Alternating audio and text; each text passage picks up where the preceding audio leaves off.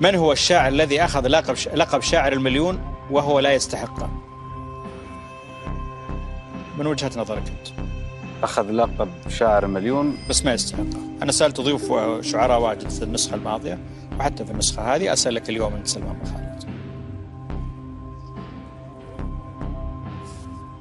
ذكر الحالة الإنسانية اللي راح نعالجها وأنت تجاوب.